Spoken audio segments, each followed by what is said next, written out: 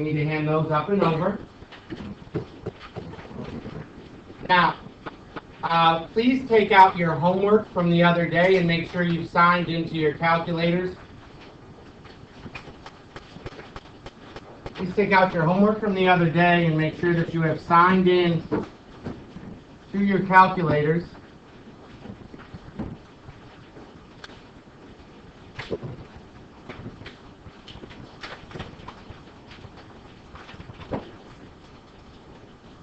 There was some question. I think that this was, which number from the homework? Was this 61? That was like this. Make sure, again, your name needs to be at the top of your homework. You're going to hand them up and over in a minute. Was this 61? And I had a bunch of questions that said, well, how do I do the square root of a square root? Well, you do what you can do, and you keep doing what you can do. So if you're going to do that out, I look at what's there, and I highlight it in red so it's a little bit more obvious. But looking at what's there, what's the square root of what's in red? Hands up, please, if you can tell me. For 61, what'd you get for the square root of what's in red? We seriously have one person that can tell me what they got? Wow. Wow. What's the square root of what is in the red? Emma K? The first line, because that's the original question. What's the square root of this going to be? Good. So we took care of that and got it 4x squared y squared.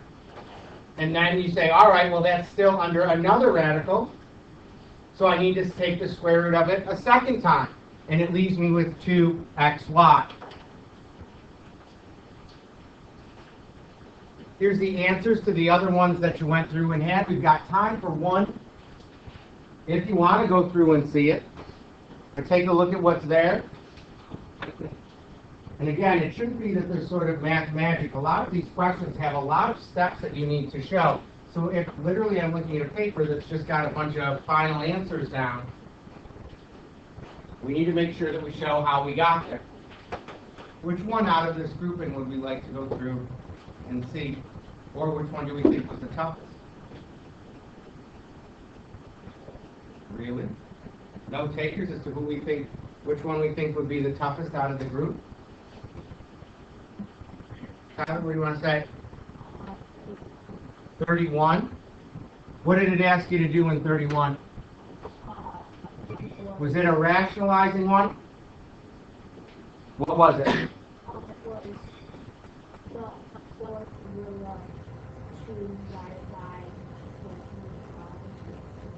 This? Is that the setup on it? Now, you have to ask yourself, what is the smallest perfect fourth that this goes into? So if that's the case, I don't know my perfect fourths off the top of my head. You can go through and you can use the calculator to generate the list, and I would guess it was 5 to the 4th power. What's 5 to the 4th power going to be? What is it? 625. So what do I need to multiply the 5 by? So what ugly one would I use? So this becomes the 4th root of 625 in the denominator. Hands up, please, if you can tell me what you need to multiply. And this is the part I don't get. It's not a mystery to me. The Regents rate that we had last year was the one for some of us that was way more accurate. What do we want to say? So let's use the 4th root of 125 over the 4th root of 125. That's still an ugly one. And then up top in the numerator, I would get the 4th root of 2 times 125 is 250. And what's the 4th root of 250? Well, we don't know. No perfect fourths go into it. And what's the 4th root of 625 going to be? 5. Okay. But you have to be, the process is the same. I could give you the 700th root of something. You'd list out the perfect 700ths and see which one is the one that the number goes into, etc., and work to simplify down from there. Were there more questions? All right. Make sure, please, that your name is at the top. Hand those with a -1 after it. Hand those up and over.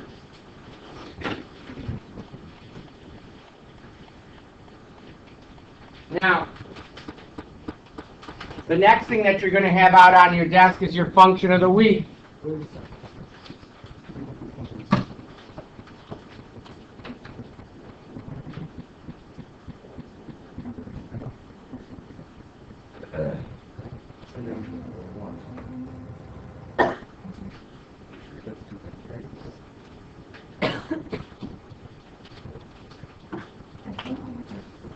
Now, looking at what we've got this week, we've started talking about radicals. So we're going to begin with looking at what... and this should be very quick. This is going to be week 2. And this week we're going to graph out, since we're talking about radicals, our graph function will be the square root of x. Now, looking at what's there, go in right now.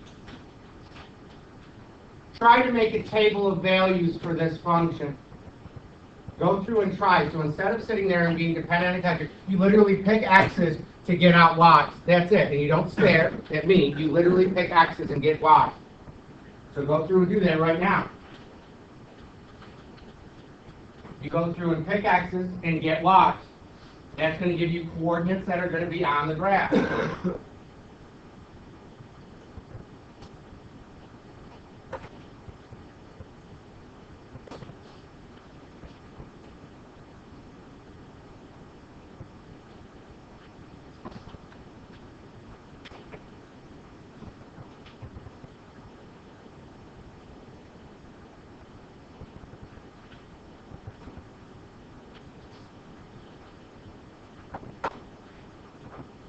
Who can give me one ordered pair that's going to be on this graph?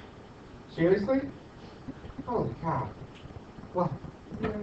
Thank you. Now, I know 0, 0 is going to be on this graph, so I'll put that point on there. I also know that there's values that I'm not going to be using as inputs. What's a value that I would not use as an input? Colleen, B? Negative numbers. We can use 0. Can you give me another point that you would get? What's that? 4, 2. That works. So go over 4, up 2, and put a dot. What's another ordered pair? Vicky?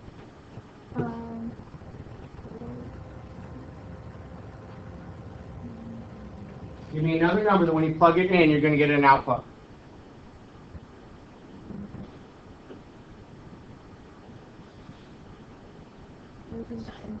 Perfect. Because when you input a 9, you take its square root, you get a 3. There's one more that I haven't shown that we can show. 1, 1. Terrific. Now, what's happening to this graph, if you were to generate it, it's going to go like this. Sort of look like half of a parabola, which is what it is. Let's answer this question. What's the domain of this graph going to be? Jason? Square bracket 0, comma, positive infinity, regular or parenthesis. This came up in someone's homework from the other day. Just so you all are aware. Oh, by the way, your Math Excel ends tonight. Is that right? Mm-hmm. Okay, so make sure that that gets done. When you input the answers on the computer, you do not need to use positive in front of infinity. But when we write it out in class, we do. What about the range on this graph? Sarah L., what would the range on this graph be? Square bracket 0 to There you go, 0 to positive infinity. There's more points. You can give me, by the way, another point that would be on this graph that I'm not going to go through and see. Yeah. 16.4. Who can give me another one? We have 36.6. So you can see that you can get an infinite number of points. This is 36. That's 6 of 7 would be 49. 7, 8 is 64. 8, and then 81, 9. So you can see we can list out a ton of points. But for this graph to rise up to 9, you have to go all the way out to 81. Yes? 400,200. There you go. And you could give an infinite number of them. The graph continues, though, forever to the right, no matter how big that number is. And you can technically get a point if you plug in something like a 2. Because you can say, well, the square, if I plug in a 2, your output will be the square root of 2, which is about 1.7, if I remember correctly. Now, Oh, that's square root of 3. Increasing interval. Look at this graph. From where to where is this graph increasing? Hands up, please, if you can answer that. Looking at this graph, yeah. There you go. Now, our increasing and decreasing intervals, you will always use parentheses for. There are some that argue you use a bracket. There's two calculus authors, James Stewart and Ron Larson. Ron Larson's version is the one that we ascribe to. He uses parentheses for everything. When is this function decreasing? Yes. Never. And when is it constant? Never. When is the f of x or the y value greater than 0? Hands up, please, if you can tell me that. When is the f of x or y value greater than 0? Oh, well, careful. From where to where? 0 to positivity over its domain. When is it less than 0? When are the y values of this graph less than 0? Yep. Never. Maybe we'll give this a null set, empty set.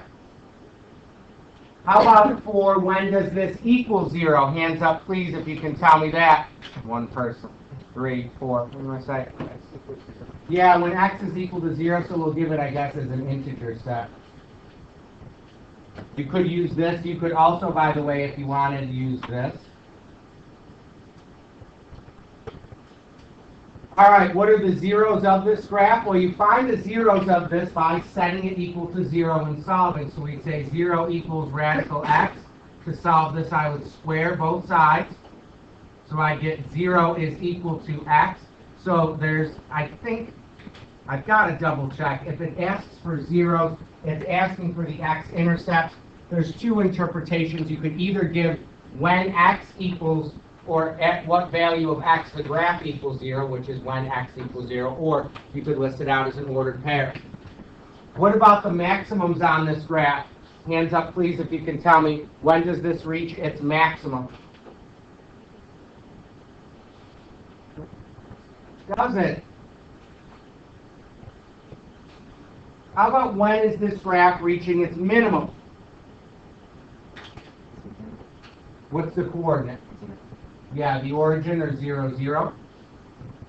Now, think about the inverse of this graph. You now know how to answer that question.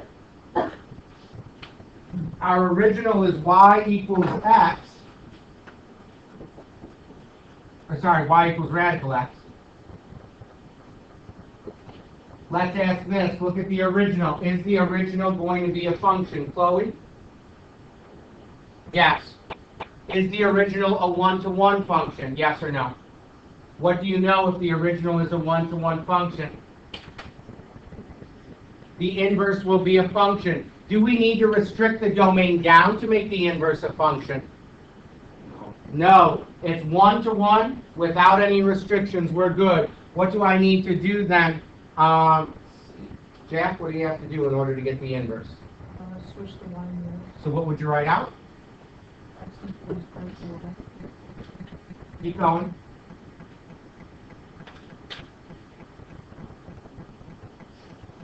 What do you do to solve for y?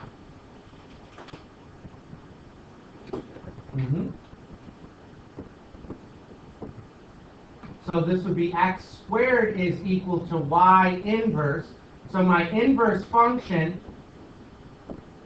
is x squared. Does that sit right with you? Because it shouldn't. It should not. Why? You can tell me what's the problem with listing that out as your inverse. You have, and this is the thing. You guys are in an honors and an enriched class. You have to have more than just a cursory understanding. Think about what the graph of the inverse is going to look like. Then look at your original. And what is the problem or disconnect that you see? Go ahead. It's going to be What's that? It's going to be a parabola. Look at the graph that you have. Is the original graph a parabola? No. So what do I need to do? Restrict the domain. Which half of the parabola will I be using? The one that's the half of the parabola that's great. And here's what that graph would look like. which half is the reflection of this over the line y equals x? How do I need to restrict the domain down? You all, by and large, in this question are tested terribly. Terribly, because you don't engage. You're used to just having these very cursory, low-level understanding questions. That's not where we need to be. Or the other end of it, that gets you to 72 or 78 that so many of you were getting on the GEO Read, the scale score, which is about 50 or 60%. Do you know? Terrific. Now, could you use the negative half? No, because is the negative half the reflection? No.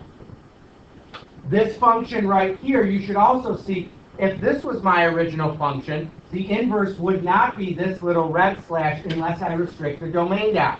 You have to get comfortable with making these one-to-one, so the inverse will be a function. So let me get rid of that blue stuff here. So this is our inverse, so long that the domain of it would be from, I guess we'll say this, the domain of our inverse would be from 0 to positive infinity. There's more than one way to get it. Is the function odd, even, or neither? We still haven't done that yet. We will soon. Is this function, oh, I think we asked this already. Chloe, did you answer this? Was it one-to-one? Yeah, this is.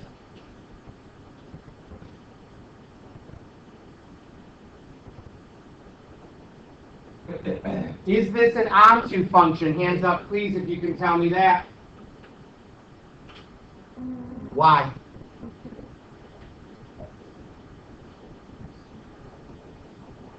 Careful. You're right that it's not. Does anybody know why it's not an onto function? Jason? Because it only is unbounded in positive, or it's only unbounded in the positive side and not the negative side. No. There you go. No.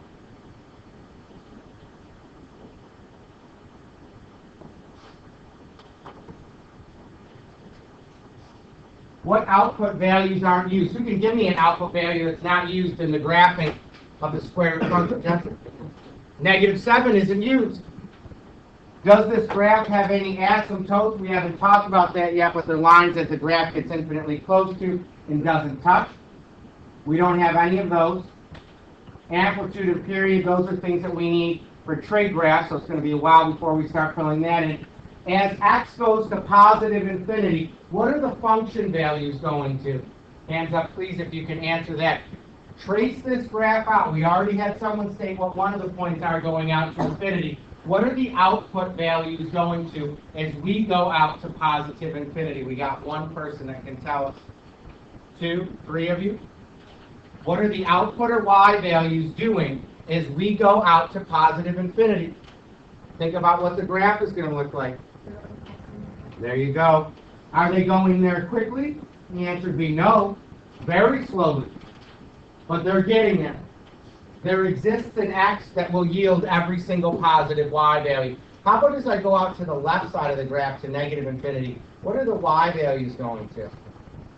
There are no values. There you go. So the function value does not exist. Questions on that?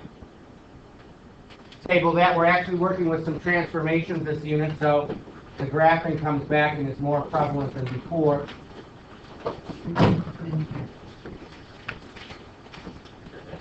We talked about the index the other day. The index is the number sort of on the perch. It's the one that's telling you. It's the one that's telling you. What page is this on? 6. We're on page 6. When we talk about indices, that's the root that you're taking. So if the index value is 3, that means you're taking the third root of these numbers. They must have like radicands and indices. So on page 6, first one up that we're going to go through and do, so we're going to add those. Looking at this to begin with, do these have like, are they like radicals? Well, they're both square roots, so that's good. Do they have the same index value? Yes, same index. Do they have the same radicand? The number under the radical. Do they have that the same? No. So we need to simplify this down. You should by now. You need to know what your perfect squares are. If you don't, you're obviously going to be behind, and that's something, frankly, that we don't have time to catch up on. What is the biggest perfect square number that goes into 27? Hands up, please, if you can tell me. The biggest perfect square that goes into 27.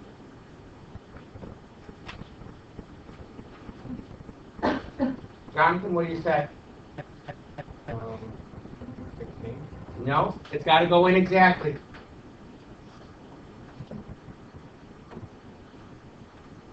Eli? No. Guys, these numbers have to go in exactly. 16 and 25 do not go into 27 under any circumstance. Taylor? 9. 9 times what? What's that? Yeah. So what's this? We'll do this for the first example, and then we're going to stop doing this because it's a little bit cumbersome. Minus, what's the biggest perfect square that goes into 12? Trevor? 4. 4 times what? 3. Now, by the way, Trevor, what operation's getting done between the 3 and the radical 12 or radical 4 times 3? Multiplication. Multiplication. So now I can go through and take some square roots. What's the square root of 9 going to be? Noah?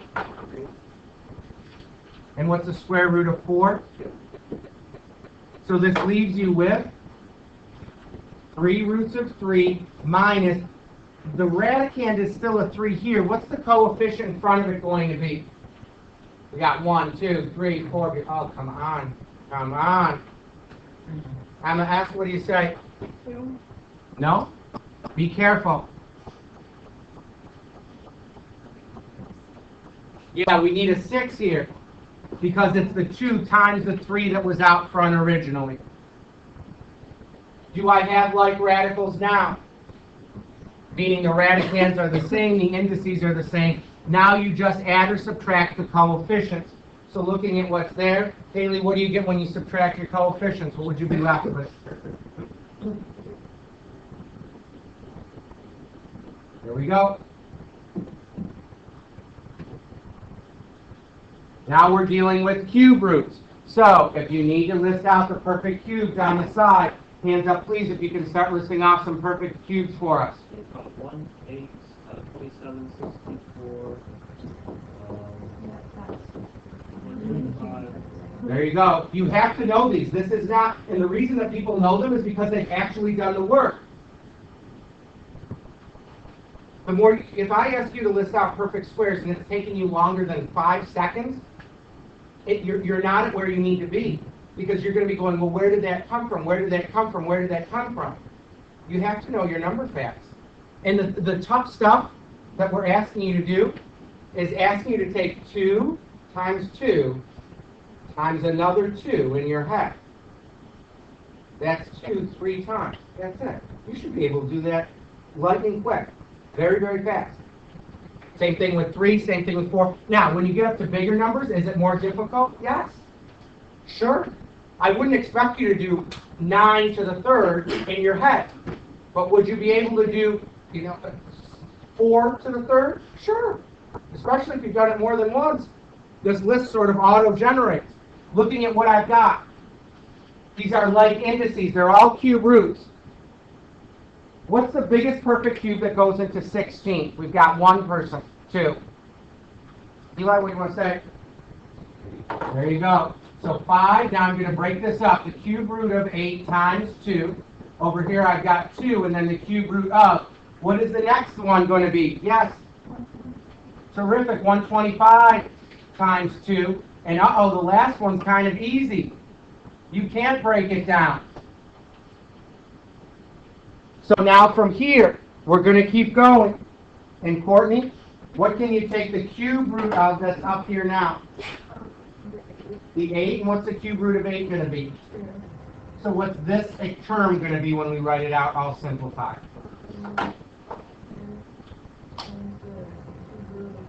There you go. That's perfect. What about the next one? Allison, how would you go through and take the cube root of that's there, and you're left with, so what would you write out?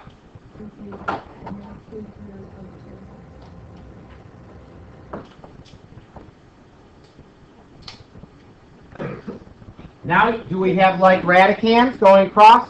Absolutely. What would you give, Maddie, as your final answer?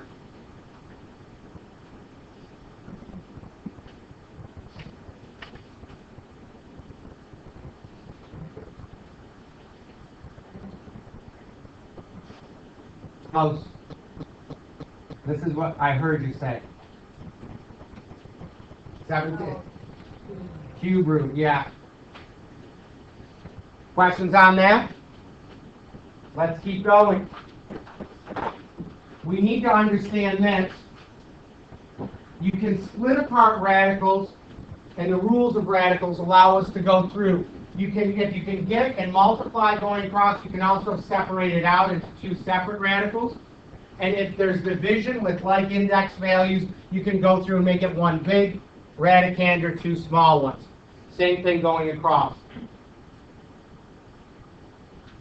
Now, when we go forward, when we go across here, when you take these, you've got these values here. Are they like indices? Yes or no? Yeah. Yes. Yeah. Well, and when we do it, though, guys, you actually have to make sure you keep up with what we're doing. When you have like indices, what we said was you can multiply going across. You can separate out a product into two separate radicals, or you can do the same thing with the quotient. You can separate that out as well. So looking at what's there, I sit there and look at that and go, all right, knowing that this is going to make, and this applies more to simplifying out. We're going to see how to apply it. But you did some of this yesterday. There was one example that we did. I think that this was it when we took the cube root of x over 2 and made this the cube root of x over the cube root of 2. We did that as one of our examples yesterday. That's not new. When you multiply going across, you multiply the coefficients, multiply the radicals. Looking at what's there for number 3, the first thing I would need to do is let's multiply going across. So multiply your coefficients, which are the numbers in front. And Tyler, what do you get when you multiply the numbers in front going across? Now I need to go through and determine what my radicand is going to be. So, Jess, what would you get when you multiply the radicands going across? 12x times divided by 2. No, your radicands are these here. Multiply those together. What are you left with? What's 2 times 6? What's x times x? And then?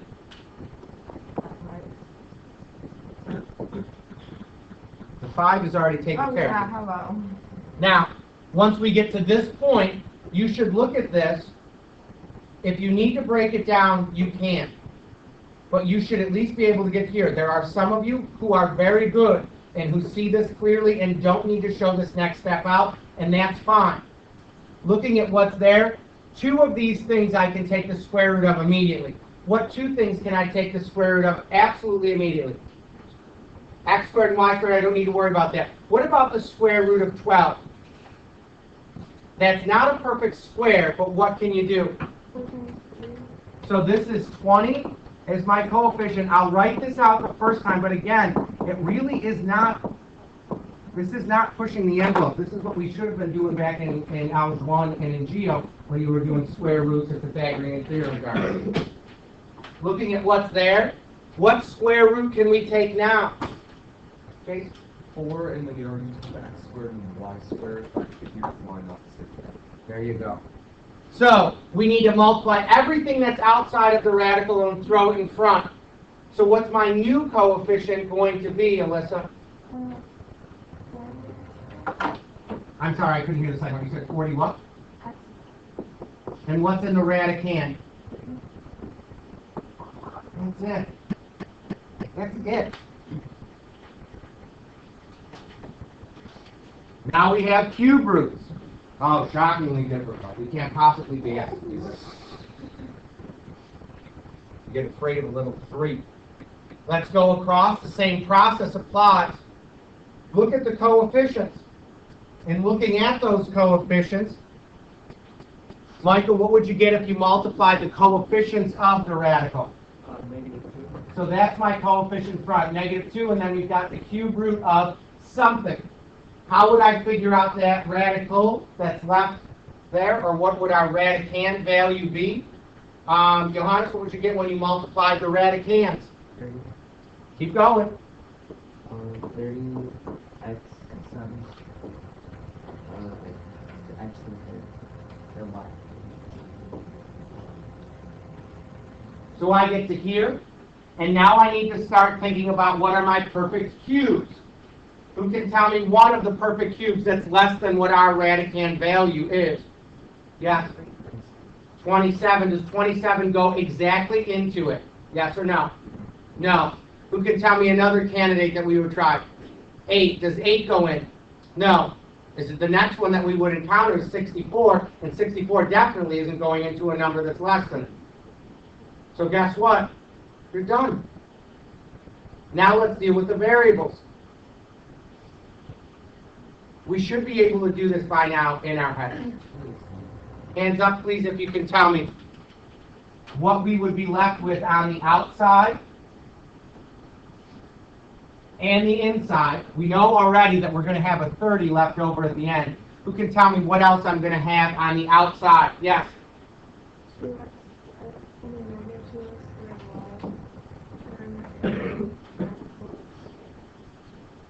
Why is there an x squared on the outside? How'd you know that so quickly?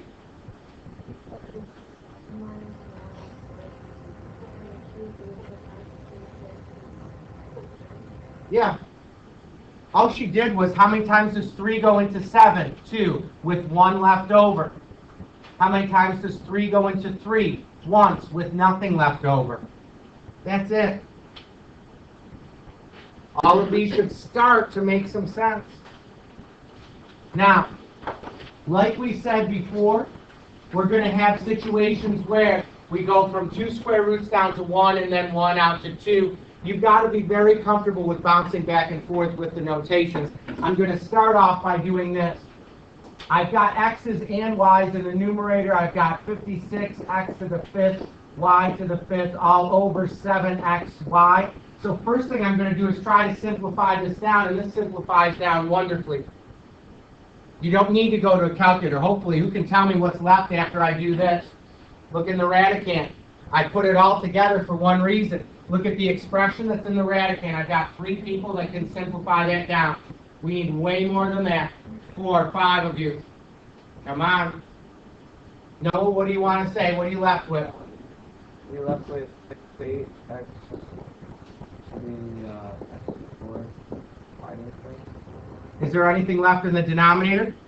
Yeah. Careful, because when you say no, that shows me that I need to go over to Spry and correct something. There is something in the denominator. What's down there? A 1. That's why they use very lazy language with you and they say things cancel. When things cancel, they go away. And if things go away, that means you have 0 of them. The other end of it, when you say it correctly, is not that it cancels, but that it reduces. Because when things reduce, there's still something there. Like what's 7 over 7 going to reduce to? 1. That didn't cancel out at all, did it? It reduced down to 1. So this is lazy language that you've been shown. Now, this we can do in our head. We should be right now able to do this in our head. What perfect square goes into 8? Hands up, please, if you can tell me. 4. 4. 4 times what? 2. So what's going to be on the outside when you take the square root of the 4? 2. And what's left in the radicand? What else can I take the square root of that's there, Tyler?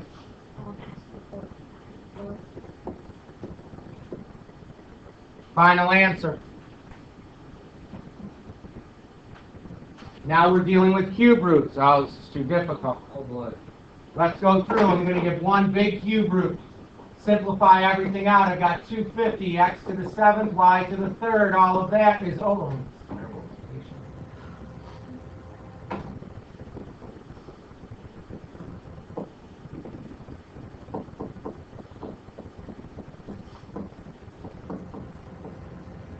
what would our radicand simplify down to be?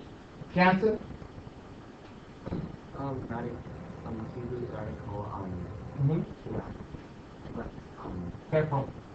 What's 250 over 125. 125, and then x to what power? And then y to what power? There you go. In the denominator, you have a 1, so you don't need it there, but understand that there is a 1 there. Now from here, I can take the cube root of 125. Alexa, what would you have on the outside? Keep going. What else is on the outside?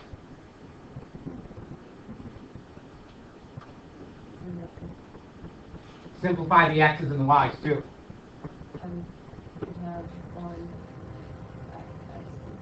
And then what's left in the radicand?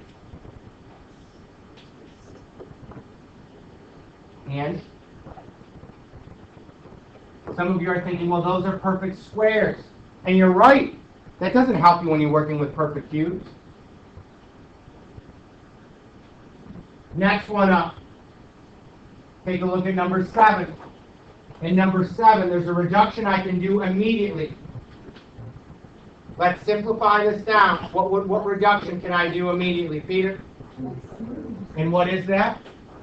So this is 5. Now let's see how much of this is left.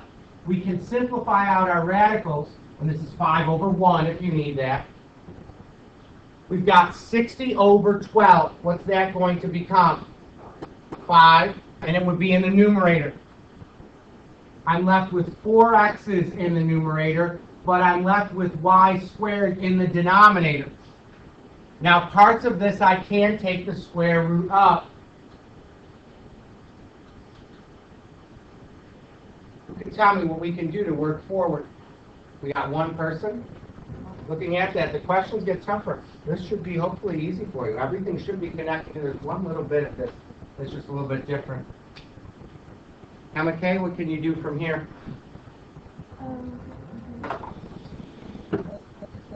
And what is it?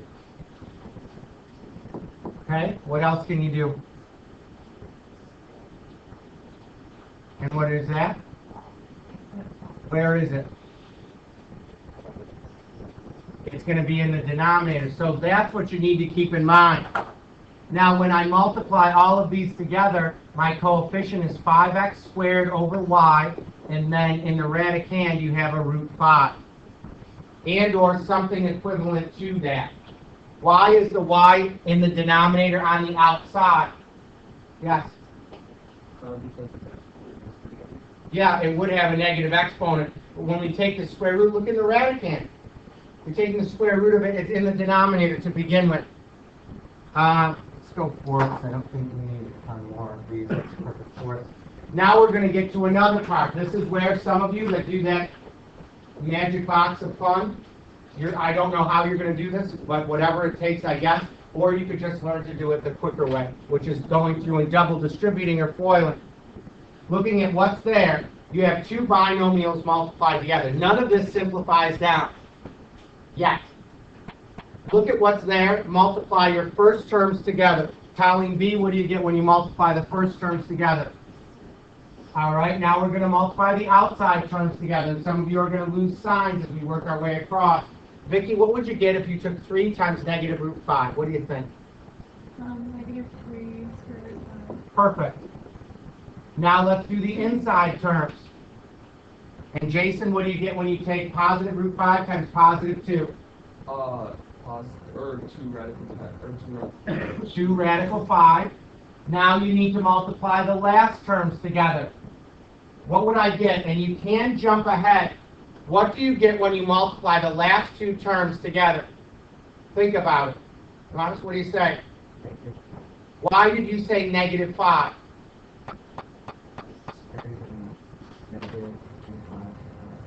Well, the negative is outside the radical, so that's why it works. No. It's because you get root 5 times root 5, which is root 25, but you can take the square root of that. Oh, I'm just saying that it's not in the minus sign is not in the radicand. Yeah, as of now, you can't do anything if there's a negative sign in the radicand. Looking at what's there, we've got like terms to put together. what would you be left with, Sarah L., when you put your like terms together? 1 minus 1. That's it. Questions on that? This is why, again, they give you all of these gimmicks and they go, oh, everyone can do the boxing of fun or whatever they call it. It slows down everything if we're building some form of rectangle or it's like framing a house that you don't need to live in. Let's try out number 10. First outer inner last. Let's do our first terms. Chloe, what are you left with? What's that? 25. That's our first terms. Now let's do the outside terms. And Emily B., what would you have if you did the outside terms? Positive 5 root 3. Now let's do the inside terms. Jack, what do you get when you do the inside terms and multiply those? And what about the last terms when we multiply those together? Jonathan, what do you say? Terrific. We're getting to the stage now where you're doing the math in your head and it's not burdensome. Looking at what's there now, Eli, what do you see?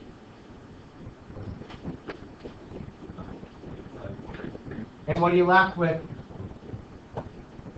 What's good about this question? What makes it easier?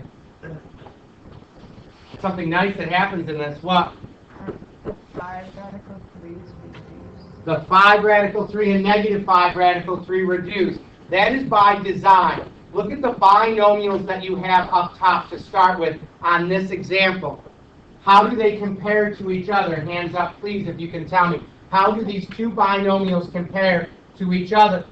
Because this is by design. It's a pattern you've got to go through and pick up on. Peter? The left and the right are the same. The sign in the middle changes. Those are called conjugates of each other. Conjugates are two binomials that differ by the sign between them. And if I do that, I'm going to get the left squared minus the right squared. Now, you still have to show that out, but they're called conjugates. You need to know that. So if I have negative 5 plus root 2 and negative 5 minus root 2, those are conjugates of each other. And the outside-inside terms will reduce out by design. Let's take a look at the next one. These are conjugates of each other. You're going to discover that by doing out the FOIL. So Taylor, what do you get when you multiply the first terms together?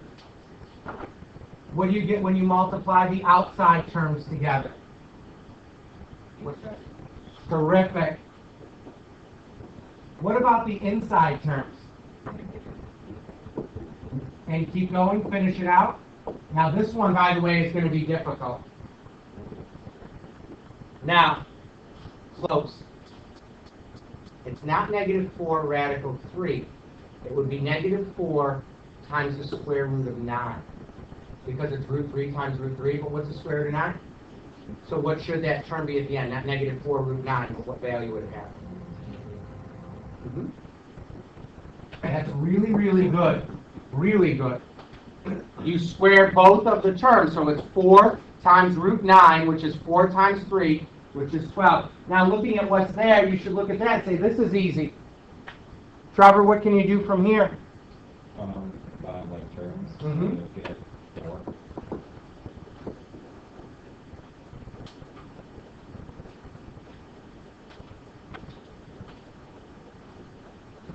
Let's do the next one.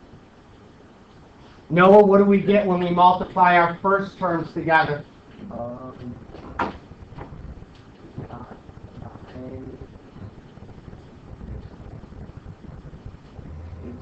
18, because it's 9 times radical 4. So I have 18. Now let's do the outside terms. What would you have?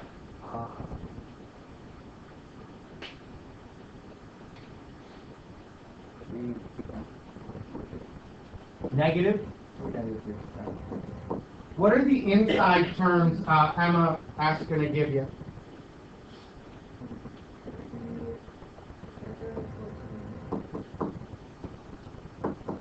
And keep going. What's the last terms going to be?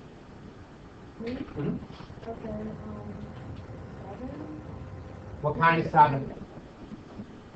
Now, does it matter whether or not any perfect squares go into the 14 right now? No, because they're opposites.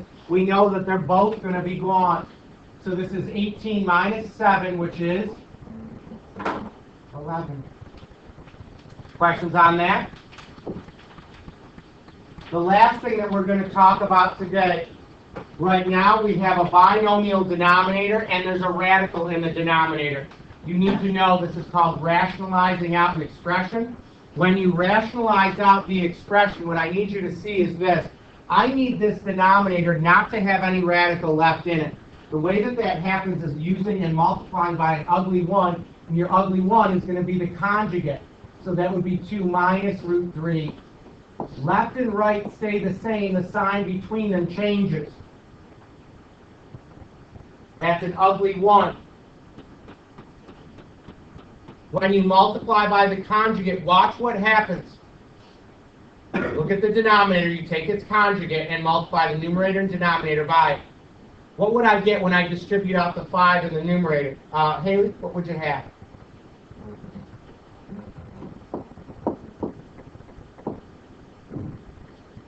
(10 minus 5 root 3). Now in the denominator, I always ask you to do this. Go into the margin and do it separately so we're not muddying up this question. If I have to do 2 plus root 3 and 2 minus root 3, let's do that to the side. What's 2 times 2 going to give you, Courtney? 4. What's the outside terms going to give you? Negative 2 root 3. What about the inside terms? Negative 2 root 3. And what about the last terms?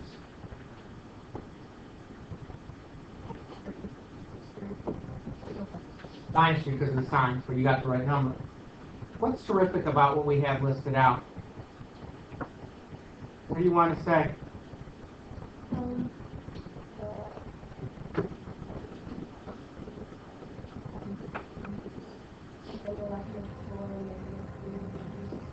Now the fact that it's a 1 is just coincidence for this question, but the outside and inside reducing happens by design. That's the point of working with the conjugate.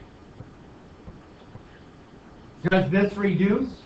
I'd say this. I wouldn't expect you to give me this as an answer. I'd just expect 10 minus 5 root 3. Questions on that? We got one more. Look at the denominator. That's where the problem is. What is the conjugate of the denominator? Let's ask that. Hands up, please, if you can tell me the conjugate of the denominator. We got 2 people who can identify the conjugate. Terrific. So now we're going to have to multiply the numerator and the denominator by 1 plus root 5. So when I do that in the numerator, I'm going to list out, and let's do this. You first 2 rows right here, you're going to multiply the 2 binomials in the numerator together. So you're going to take 1 plus root 5 times 1 plus root 5 and give me that answer. You 2 rows over here, you're going to give us what the denominator is, which would be 1 minus root 5 times 1 plus root 5. Hands up, please, when you got what this will simplify down to be. You've got to put pencil to paper. Second 2 rows are doing the denominator's multiplication. First 2 rows are doing the numerator. Raise your hand when you can tell us what it comes out to be. We've got 1 so far. 2, 3, 4, 5. What'd you get for the numerator? 1 plus 2 5. So that would give you how much? Is it 6 plus 2 root 5? Is that what we got? Yes or no? Are we okay with that, first 2 rows? Terrific. Who got an answer over here? Negative 4. Is that what we got over here? Now, I'm going to say this because this is where it gets a little bit awkward. First of all, I look at this and I wouldn't expect you to give it as a final answer. What do you see about this? Take out a GCF of 2. So I'd say this would be 3 plus 2 root 5 all over negative 2. That's an acceptable answer. See how there's a negative down in the denominator? No one likes that. So let's bring it up to the numerator and make it negative of 3 plus 2 root 5 all over 2, or distribute out the negative. There's a bunch of equivalent answers that you could give. Okay? You have to be able to go through and follow this process. The same thing would happen in 15. Your homework is from the packet. It needs to be done. Now, if you haven't finished your Math Excel, please do so. Remember, there's a couple questions on there where you have to input the infinities. Don't worry about the positive infinities when you type it into the computer. Your homework, though, does need to be done on separate paper. Make sure you have your stuff about the function of the week down as well.